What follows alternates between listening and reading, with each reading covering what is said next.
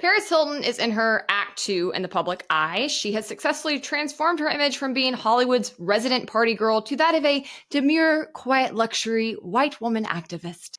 Paris used to make headlines for clubbing, for reckless driving, and being the first white woman Americans ever realized could go to jail. But now she spends her days lobbying state and federal politicians against teen residential treatment facilities, which she became familiar with during her youth. According to Paris, these facilities are ripe with abuse, have little to no oversight, and are driven by greedy capitalists who want to lock your innocent little babies up to drive up their bottom line. And she has been incredibly persuasive in her crusade. After Hilton testified in 2021, states like Utah, Oregon, and Michigan passed laws restricting the use of physical restraints, seclusion, and other controversial practices within these facilities. And as a result, at least hundreds of high acuity youth were turned away from treatment programs that could no longer comply with the new restrictions. Her claims of abuse at a Utah facility in the 1990s helped launch the viral hashtag Breaking Code Silence campaign, which has since inspired over a dozen other state laws, a federal law, and an upcoming Netflix dramatization of the, quote, troubled teen industry.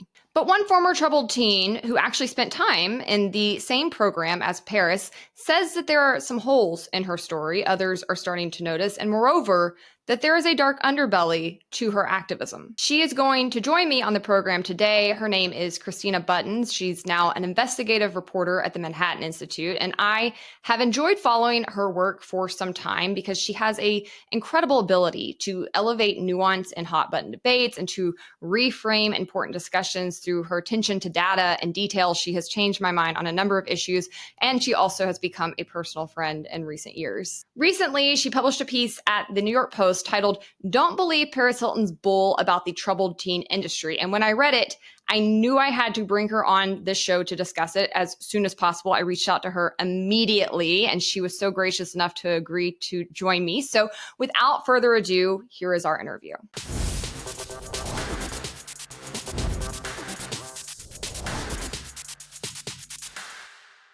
Guys, I am so excited to welcome Christina to the show. She has become a friend over the past couple of years. Funnily enough, I actually met you for the first time on my drive back from Louisville to Atlanta when I picked up Phoenix, my puppy. Do you remember this? We had dinner, and you were one of the first people to meet Phoenix. So I will post that photo for everybody. But I've really enjoyed getting to know you online ever since then and following a lot of your work. You have a really interesting beat. You have a very unique voice and experience that I think you bring to a lot of these conversations. Obviously, most people now know you as your work with the Manhattan Institute and formerly with the Daily Wire, but I'd love for you to tell people a little bit about how you got into covering the topics that you weigh in on. I know you've had some really interesting, personal anecdotes that have informed some of your work. So can you kind of give us a quick crash course just on how you ended up working on these sorts of topics? Sure. Hi. I'm Christina Buttons. I'm an investigative reporter with the Manhattan Institute, and I became a journalist a little over 3 years ago, writing at various outlets. Essentially, I guess it's like early 2021 where a lot of these sort of narratives that I believed through mainstream media sources kind of unraveled, and the trans narrative in particular really hit home for me because I had my own kind of experience as a child with severe mental health issues, and I started recognizing myself in a lot of the stories of detransitioners who are, like young girls who had tons of mental health issues going on, who are just sort of looking for an explanation for it, and they come across the trans narrative, and that seems to satisfy it for a while, and they're affirmed immediately. They have access to all of these medical interventions that are irreversible, and then lo and behold, they come to regret it because they realize that that really wasn't the explanation. And I felt for them because I strongly feel that, like, if gender ideology had kind of been in vogue when I was a teenager, I would have done the exact same thing. And that made me sort of realize that we need to start questioning some of these mainstream narratives from mainstream media. And that's sort of why I became a journalist in the first place, because I didn't feel like they were accurately representing the state of the evidence that was very, very weak. And they were ignoring the voices of detransitioners that I wanted to help amplify. And from there, you kind of just, that was my kind of entry point. And then I just kind of realized, like, well, there are so many other issues that are not getting the attention they deserve. And there's so many similarities between the trans, mainstream media narrative and other topics in mental health, like the residential treatment issue. I mean, there's been this very dominant narrative in the media for the past 5 years that was kind of brought on by a celebrity. And, they've only been interested in these sort of like the sensational abuse story and kind of ignoring the bigger picture and ignoring the other kind of voices who have had positive experiences, which represent the vast majority. I think what we're hearing now from is a silent, I mean, a very a vocal minority of people who uh, are not happy with the experiences they had in a youth residential treatment program. And I think it's just sort of distorting public perception, and I'm trying to help correct that. Yeah, I was so fascinated when I came across your article because I'm very passionate about mental health issues. Obviously, I've done a lot of work on criminal justice reform, which has a lot of overlap with a lot of issues within the youth population because most people who commit crimes are youth or at least under age 25. And so, one thing I've always appreciated about your work is your ability to really see through, understand data, and then reframe conversations in ways that I think are interesting, like your work around detransitioning and young women who are increasingly attracted to the trans ideology and that overlap with women who are misdiagnosed or not being diagnosed as autistic, I thought was so fascinating. I'll link some of that in my show notes for people too, because they should definitely tune into that. But this was sort of phase two for you that seemed new when I came across your article. And I have always liked Paris Hilton. Full disclosure, I was a Simple Life fan. I have followed her work and I enjoy her as a personality. I also have kind of a knee jerk where I don't mind celebrities getting involved in politics. I think it's cool to see people try to use their platforms for good. And so watching Kim Kardashian's work in the criminal justice sector and then seeing Paris Hilton step into this one as a whole seemed quite positive to me and has been very cheered on, has been received very positively. Obviously, people in politics love to kind of get attention from Hollywood or anybody who has a bit more shine to them than what they're used to. But when I came across your article, the New York Post, which I'll also put up here, it immediately made me check my biases and recognize that there quite obviously was probably problems with what was going on around her work with trying to lobby against essentially residential treatment facilities for a youth population. And when I really read your first post, I thought, I cannot believe I didn't see this before, because I am a huge believer in criminal justice reform and in ensuring that we are protecting civil liberties to the greatest extent possible and making sure that we are holding systems that are taking away people's civil liberties to the utmost levels of accountability and transparency. But that being said, I'm not somebody who believes in prison abolition. I'm actually somebody who says that we should not have closed the other institutions for adults. I think that was a huge, huge misstep in our history that has led to countless issues throughout society. And really, when you think about this movement that's happening around her work across the states and at the federal level, it really mimics those kinds of trends, these pushes for extremes of getting rid of these kinds of options altogether. And I was immediately confronted with sort of the hypocrisy I had in having that knee-jerk support for what Paris was doing. So I guess to kick off, can you kind of summarize for us what the past couple of years have looked like? I don't know if as many people have been paying attention to this outside of politics, but she kind of hit the ground running a few years ago and apparently has been very, very successful in the work that she's trying to achieve using her own background of being placed into residential treatment facilities where she claims that she was abused and claiming that that is the norm within these facilities and using that story as a tool to lobby against their existence altogether. So can you kind of just summarize what that's looked like for us? Yeah, I guess I should also start off by saying like what youth residential treatment is. It's long-term care in a group facility setting. I mean, it represents, there's such a diversity. I mean, we're talking about like there's wilderness programs, group homes, there's therapeutic boarding schools, and then we have psychiatric residential treatment facilities. Those are sort of federally regulated because they accept Medicaid, and these facilities are all sort of state regulated. I think that's one of the common narratives is there's no regulation of these facilities. That's not true. They're heavily regulated. Um, but what we're dealing with is in the past, 20, 30 years ago, there are a lot of programs that, uh, like went out of business basically because they they weren't really doing things correctly. Like the treatment landscape has changed a lot. And when we're talking about Paris Hilton's experience, her experience was something like 25 years ago. The modern treatment landscape doesn't reflect her past experience, but she's been sort of traveling all across the country, testifying in various hearings and in legislation about her experience from a very long time ago. I went to three of the same facilities that she had been to when I was a teenager. We followed a very similar trajectory. We were Wow. both crazy, out of control 15-year-olds. We both stayed at Provo Canyon School for almost the same amount of time. That's a psychiatric residential treatment facility in Utah. And that is basically the sort of last stop. We had both flunked out of other programs that were less restrictive settings, had a lot more freedom, a lot more time outdoors.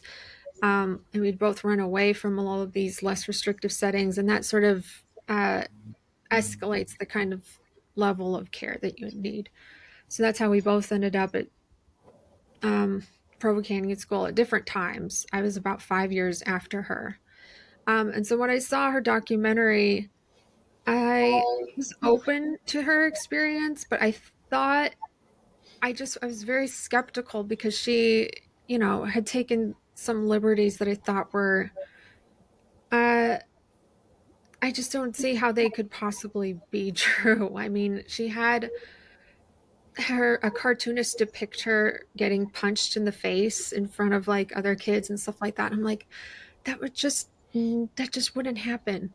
Like, and she depicted the observation room that she had allegedly stayed in as like this dark, tiny little chamber. That's not what it looks like. Uh, Certain things like that, I just thought were kind of off, but I was still open to her, you know, her story. Um, but just over the past 5 years, I didn't see any kind of balanced reporting that shows people, like what these facilities are, who they treat, the other side of the story. Like it's just been this constant outpouring of like documentaries and exposés trying to share this certain narrative that these places are just, rampant abuse going on. And that's when I decided to, you know, that if someone was going to have to write about this, I guess it would have to be me. And I wrote the report for Manhattan Institute that I sort of examined the five most common, anti-treatment narratives, chief among them that abuse is systemic. It's just not true. Actual abuse does happen as it does in any child serving setting, but it's not rampant. Like these incidences are rare. But when you just constantly have like this barrage of headlines of things like that happening, like it makes it seem like that this is a sort of systemic problem, but it's just not. Hey guys, we're going to take a quick break here so I can shout out today's sponsor. I want you to check out Good Brew. If you drink coffee, smoothies, or really anything in the morning, this is the easiest health upgrade you can make. Good Brew is a probiotic supplement that comes in a tiny, mess-free powder you can stir right into your drink. It's flavorless, it's shelf-stable, and it is super effective, giving your gut that good bacteria without any pills or powders or, importantly, extra sugar. If you've sampled many probiotics, you probably know, as I discovered, that many of them taste gross or they're a lot of high maintenance. A lot of them need refrigeration. They can really mess up your routine. They're difficult to travel with, which has always really impacted me. But with Good Brew, brew, you just add it to what you're already drinking and move on with your day. I have been throwing a dose of it into my morning coffee, and honestly, I feel so much better. I feel less bloated and more regulated. You get the picture. Logan has also been sampling my free samples that they sent me and is a fan. So we both can recommend it. Head over to goodbrew.com. Your gut will thank you. And you can use the promo code in the show notes for a discount. I was actually surprised, not to cut you off, but when I was digging through the data and the research paper that you wrote around this, the percentages around abuse and suicide and homicide were particularly low. I actually thought, given the population you would mostly be dealing with in these residential treatment facilities, which again, it must be emphasized that when we're talking about who would end up in these kinds of facilities, it's really the most troubled youth. It's people who are already having bad ideation. It's people who are already having a lot of aggressiveness and violence. And essentially they are people whose parents are at the end of their rope, or caretakers are at the end of their rope. And I think that's one reason Paris has been a particularly salient spokesperson on this issue, because for so many people, it's hard to imagine Paris Hilton needing to be restrained. You know, it's hard to imagine Paris being so violent that she would end up in one of these facilities. And so it does lend itself to the notion that these are just for-profit models that are getting, you know, suckering parents into sending their kids there and then being overly harsh with them. But I have my own family experience with people who would end up in this population. And I've seen firsthand what that actually looks like in numerous settings, both within my immediate family. And then also my family actually took in a child that was one of my mom's students while I was in college, and was trying to provide a good home for him, and ended up dealing with very severe issues that he had, and even an attempt that he made on his life. And we had to take him to a residential care facility and admit him, because it was simply beyond the bounds of what we were qualified to deal with at that point in time. And so I think that there's sort of a whitewashing in this conversation around like what population you're actually dealing with and the severity of the needs they might have. And it seems sort of a Pollyanna type mentality, particularly from more left-wing sources, around what alternatives might look like to dealing with them. And it's very similar to the conversations you hear around deinstitutionalization and around prison abolition movements, where they really do have this belief like, oh, the community can just handle it. You know, we'll just basically get people together and we'll do it. That's what all of the progressives say is, I mean, it echoes deinstitutionalization. I mean, this has been sort of this decline in this sort of treatment has been going on at least since 2010. 60%, I guess, of all residential treatment facilities are just, you know, gone away because people are favoring, you know, community-based services. But the very like definition of someone who would meet the requirements for residential treatment, like a psychiatric facility, a lockdown facility, that's somebody who's exhausted all options. And that was the case for me and my family. Like, I had severe mental health issues when I was a teenager. I mean, like severe, where I was just cycling through crises, where I would just end up in the emergency room, into another psychiatric hospital. And this went on for a period of like 9 months or so before, you know, things just got increasingly worse and more dangerous. My parents both worked full time. They couldn't watch me. Thankfully, they were able to, you know, get me placement in a treatment setting that could take care of me, because nothing else worked. Like, and that's sort of the typical case too. It's just, we've exhausted all these options. This exists for those people. Like, I don't want people to have to experience it, but I'm glad it exists for those who do. And that's the problem I have with Paris Hilton's activism, is she's made multiple statements that she wants to shut down the whole troubled teen industry. But the problem with that is a lot of these programs that these girls have come forward to complain about, like, they've already shut down. And this behavior modification model, I experienced it as well. It was strict. It was a very tough program. It was very disciplinary. Um, I've interviewed over like 24 people who work in the field, program directors, in the last couple months. Like, that model is a relic. Like, everybody's basically shifted over to like a trauma informed approach. And that's What the problem I have with this activism is they want total abolition. They say they want reform, but in private they say they want to regulate these places out of existence. And they're doing a good job because from your article in the New York Post, I mean, just a few stats for listeners, you found that New York eliminated 1/3 of youth beds in state psychiatric hospitals and more than half of residential mental health beds. That was under Andrew Cuomo when he was governor. Meanwhile, the promised community based care that was supposed to supplement or make up for this reduction in actual beds and care facilities never materialized. And then you also say that since 2010, the US has lost 61% of youth residential programs, and now suicidal and complex children wait days, weeks, or months in ERs for treatment beds Yeah. that no longer exist. That's terrifying. There's a national boarding crisis of kids being stuck in the emergency room without residential treatment beds. I'm not the only one to have reported on this. It's just New York Times, Wall Street Journal, like there's so much reporting on this national crisis of youth being boarded, and they'll, have one sentence in their article about how there's no residential treatment beds available, but nobody's really in that curious to understand why.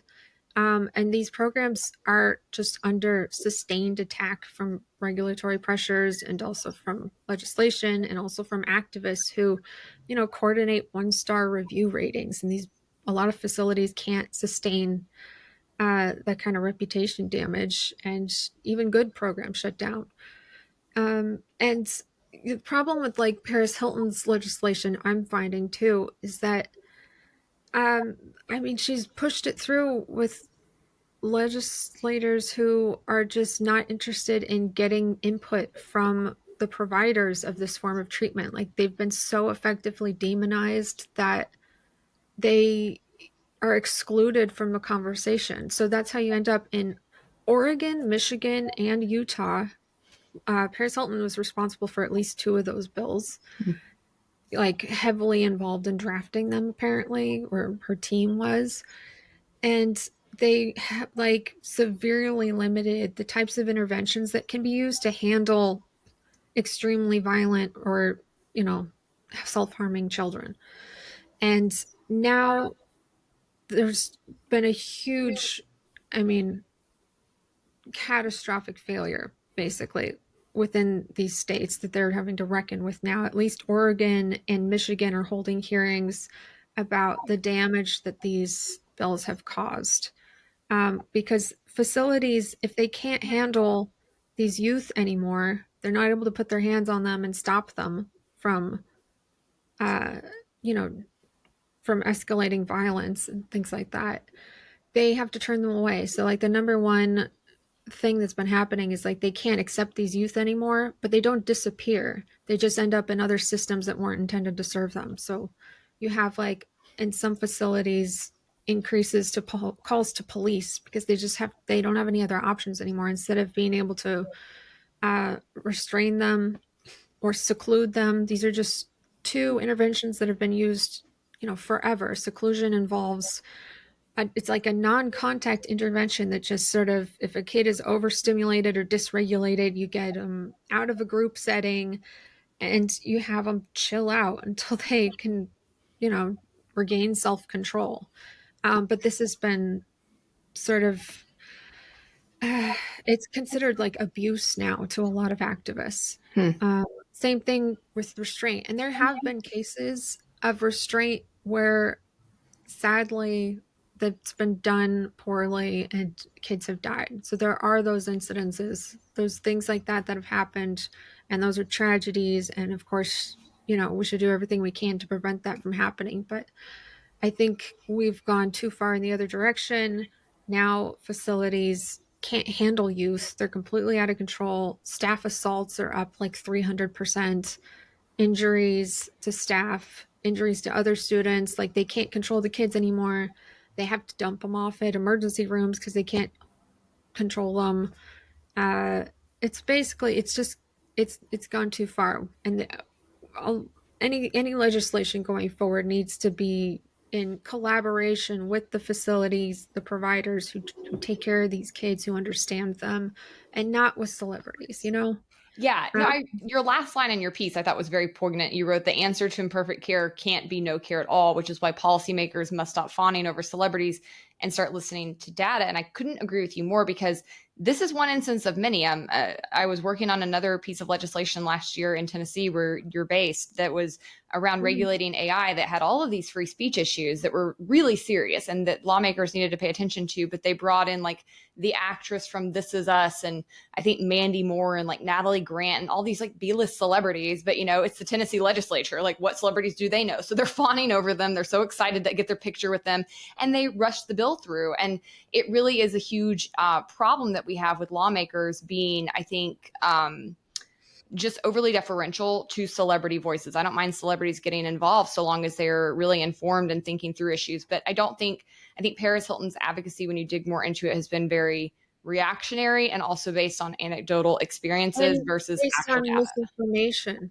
It's Mm-hmm. just she repeats the same stuff that it's on all this activist websites. She just gets all these just very basic things wrong. Even in recent interviews, like she says, at any given time, there's 120,000 to 100 or to 200,000 kids in these programs every year. And I'm like, that statistic comes from a 2008 uh, GAO report that was looking at data from 2004, and it's like, no, I mean, we've cut back on this type of care so drastically. Like, it's far fewer than that. I mean, at most, or at least, I mean, I was able to find like 70,000 kids per year. 85% of those come from foster care and juvenile justice Mm-hmm. involved youth. And so what you see with this sort of, survivor movement that has sprung up um, since Paris Hilton began her activism is like these are privileged white women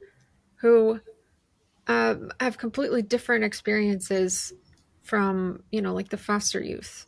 Mm-hmm. This is it has a lot of the hallmarks of a moral panic. Because let me tell you, like when I joined Facebook groups, uh, when a few years after I was out of Provo Canyon School, Facebook emerged. Everybody found each other, um, reconnected through these groups.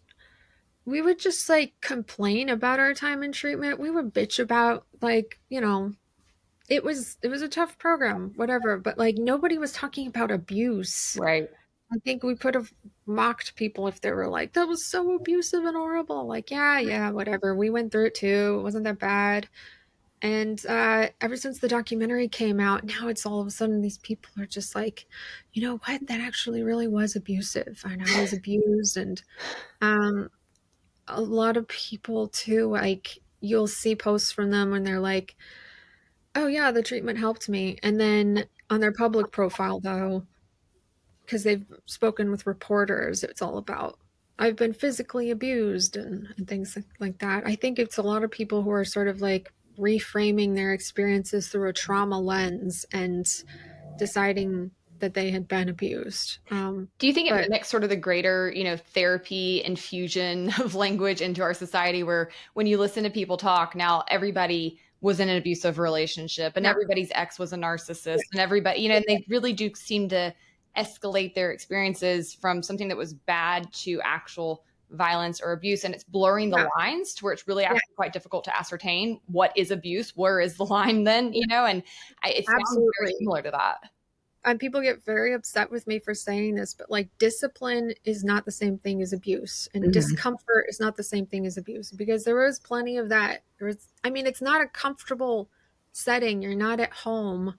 You're in a facility with other people, but that's kind of, I know people don't really like to acknowledge this, but like behavior is tied to the mental health treatment experience. It's you have to develop self-control. There has to be some kind of behavior modification going on because uh I mean for me, like the psychological distress I was experiencing was very real, but it had also become a pattern for me to uh spiral, and um my behavior would just continue to escalate until we're in like another crisis where I'm in the hospital again. And like I had to learn self-control. that behavior is not acceptable. And if I want to live at home and be in society, I have to, you know, like cut that shit out. Like, Yeah.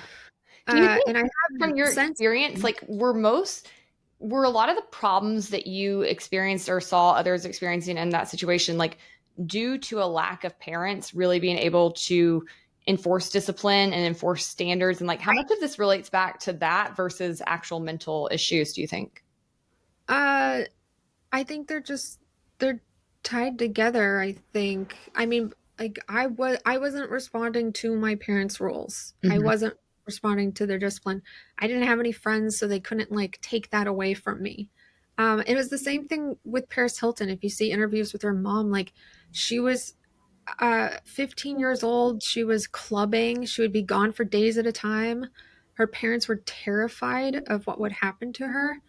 Uh, and she was in a unique situation too, where she had fame and notoriety. Even at that age, people knew who she was, and Hmm. was getting a photo taken. Where she was just able to get access to clubs, and she wouldn't listen to her parents, and they did not know what to do. And that's how she ended up getting sent to a program. And like she was in a less restrictive setting. She rarely acknowledges that's the problem with this movement is they really acknowledge their behavior, their role, and how they got placed in a treatment center in the first place, or how their behavior necessitated certain interventions like restraint. Paris Hilton admits in her book to attacking people. Like she actually did. She actually badly injured a transporter, like punched, or she said she like kangaroo kicked a door in their face, and like their face was all bloody and swollen. I mean, that kind of behavior will get you a placement in a lockdown facility. Sure. That's just going to happen.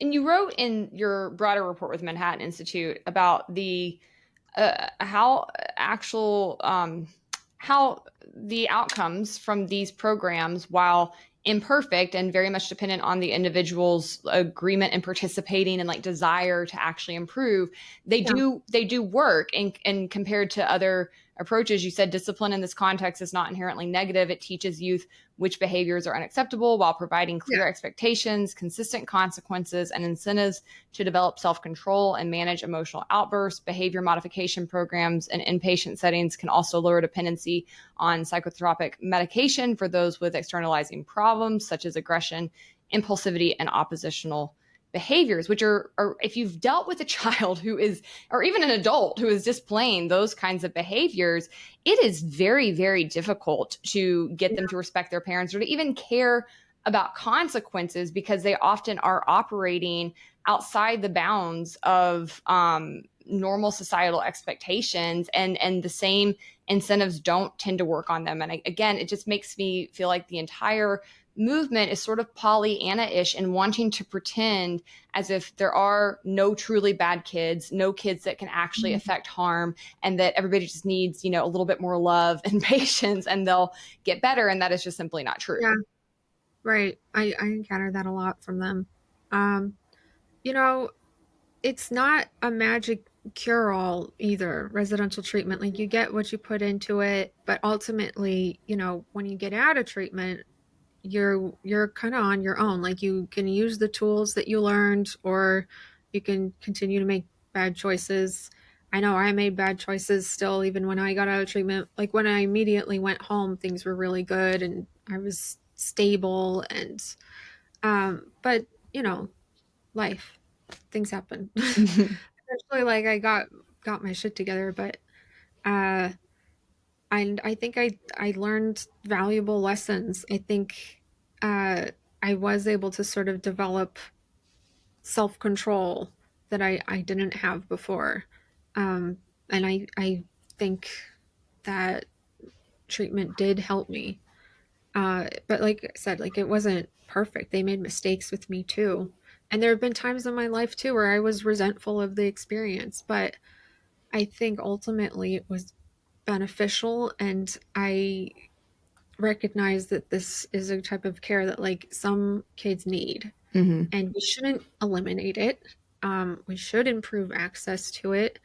I'm not against any kind of oversight so long as it's not going to end up, regulating these places out of existence. Mm-hmm. But we do need to collect more data, and that's actually the federal bill that Paris Hilton passed. I mean, it was very ambitious at first. She had included a lot of things that just didn't get bipartisan support. As it stands right now, it was recently signed into law, Biden's last month of office, and right now it's just going to conduct like a national study of treatment centers. It'll give us more data, and I think that's important. I think it'll actually show that I'm right, though. That like I really don't think abuse is rampant in these facilities, and I mean, you wouldn't believe like the types of things I've heard from people who work in these treatment centers. They get bomb threats all the time from activists. They get death threats all the time, and some of their houses have been vandalized. They've been doxxed online. Like there's this whole movement centered around, shutting them down, and they don't care who they hurt. And these people are just trying to do their jobs. They're doing really difficult work caring for really sick kids. And that's another thing like I want people to know about. Like this movement is just really toxic. It's interesting because the last thing I want to kind of touch on that you touch on in your Manhattan Institute report is the price factor. And it's really clear just at first brush that the supply side is being attacked from all angles. They're going after the actual ability for these facilities to operate, to add beds, to increase supply. And then the workers themselves are dealing with worse and worse circumstances and also being attacked. So you're going to have fewer people who want to go into this line of work. All of that means supply is going to shrink, and obviously costs are going to increase. So even the remaining options left available for people looking for these kinds of resources are going to be more expensive and cost prohibitive, and it's going to make it even harder for people ultimately to get care. And you wrote about how oftentimes, I think this is more of a left-wing attack, but I'm sure with the kind of growth of populism on the right, there's others on the right that might make this too. But there's this mentality that these are like greedy providers and that this is all like a profit incentive thing. And so they are incentivized to want more kids and more beds because they just care about how much money they make. And I've heard this about, pretty much every type of healthcare facility in existence. And it's often used as an argument against a free market capitalist system. Yeah, And it makes no sense because if you dig in, the private facilities are operating so much better most of the time than public facilities as far as quality of care goes. Yeah. And they're not really making that much money when you dig into the margins. Right. Exactly. There's a lot of facilities. It's a very thin profit margin. Like these are, and they don't even like the, CEOs of some of these companies too. Like, it's not exorbitant. I don't understand this particular argument because it's like, what you want me to make an argument for capitalism? Yes, people make money in all kinds of healthcare settings. Like that's not a reason why we should dismantle it. And people make money in government systems too. They just don't have as much accountability for that money. Yeah. And a lot of these facilities too are privately owned. Like they're not, they're not running multiple facilities. Some of them are, but I'm personally interviewed a lot of people who are just really struggling to get by just because of, what's been happening in the current climate. Yeah. Well, this is all fascinating work. Again, I'm going to link both of these pieces for people in the show notes. Is there anything I didn't touch upon in the body of work you've produced that you want to highlight? No, I would just say like my next articles are going to be interesting, I think. That touch on sort of the activist movement and memory, moral panics, things like that. It's very interesting. Amazing. Well, I can't wait to read. Everybody, please go follow Christina. I'll also link her social media in my show notes, but she is a really revolutionary type thinker and a great follow. So I appreciate the work you're doing, Christina, and I will certainly be looking for more. Thanks so much, Hannah, and thanks for having me on. All right, guys, I hope you enjoyed that episode and found it as informative as I did. Don't forget to head over and like the video, drop a comment, let me know what your thoughts were in response to everything Christina has researched and found here. Don't forget to subscribe to my channel while you're at it. Also, you can head over to some of the other links in my show notes if you want to follow me on other social media platforms, or if you want to support my work at a greater level, you can head over to my Substack and subscribe. I am releasing subscriber-only articles over there. And in the very near future, we're also going to be adding some new subscriber bonuses like live streams and Q&A so that I can get to know some of you better. I'm really looking forward to that. So again, head over to my Substack and subscribe if that's something that's interesting to you.